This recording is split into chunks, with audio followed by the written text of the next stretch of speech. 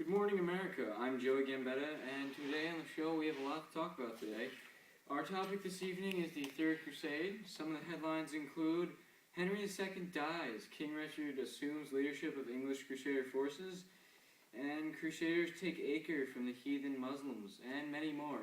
And right now, on our live news feed, we have Henry II about to die.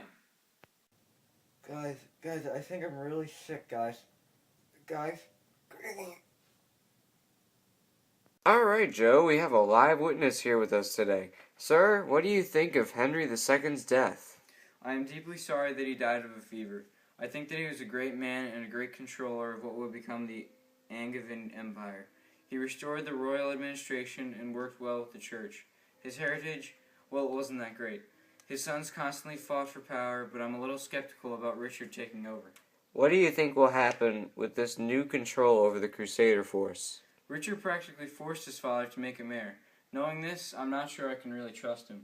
He will, however, mobilize the Crusader force and make money to supply his troops for combat during the Third Crusade. He is already on his way to Jaffa, and I think he will succeed as a military leader. How will this affect the success of Christianity over the Muslims?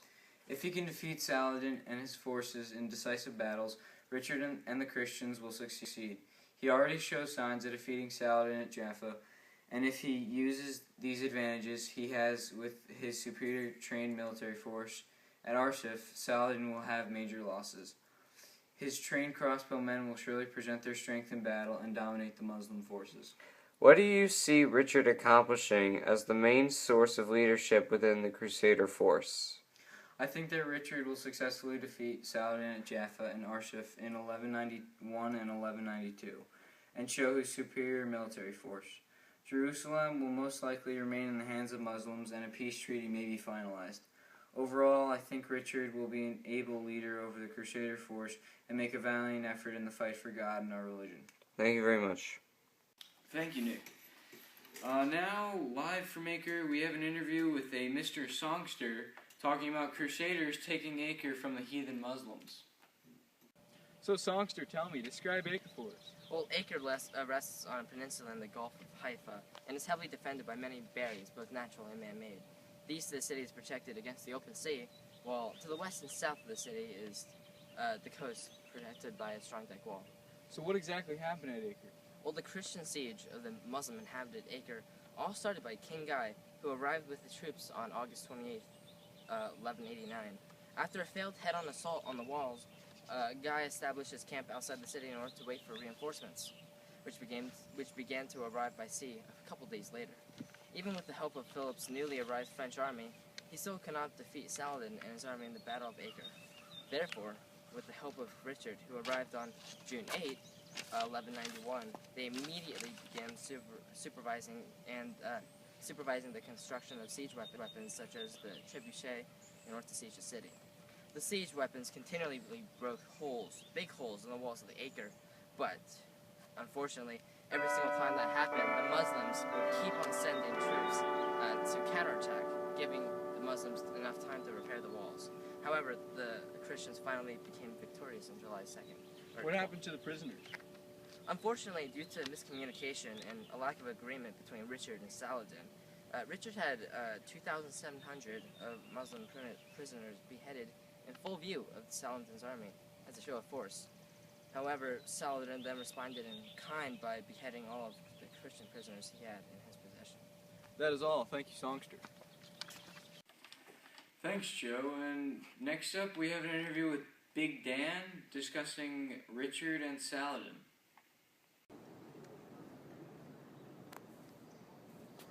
We now go to Jaffa, where there are reports that a treaty has just been negotiated between King Richard, the Lionheart, and Saladin.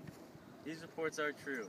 This day, September 2nd, 1192, will mark an important date in history. King Richard and Saladin have just agreed to a 3-year truce. In return for the city of Ascalon, the Christians will retain their coastal conquests from Tyre to Jaffa.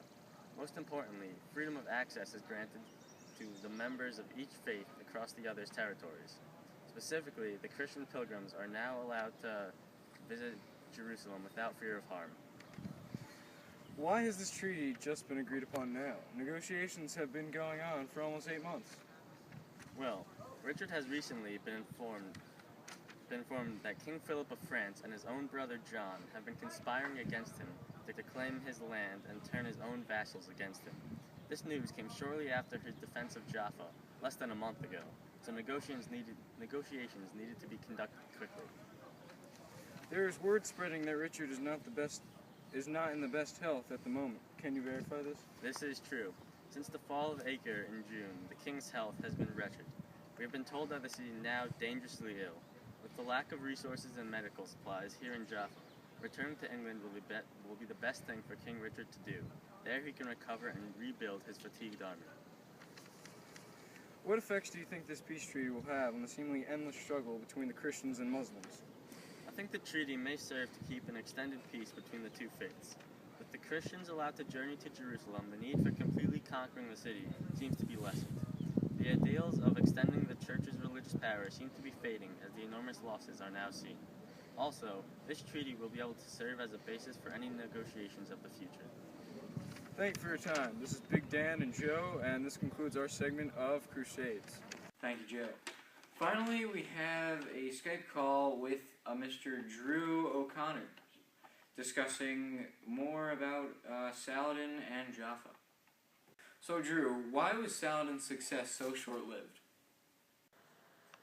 Saladin's success did not last very long because he nor his army were expecting an attack from Richard.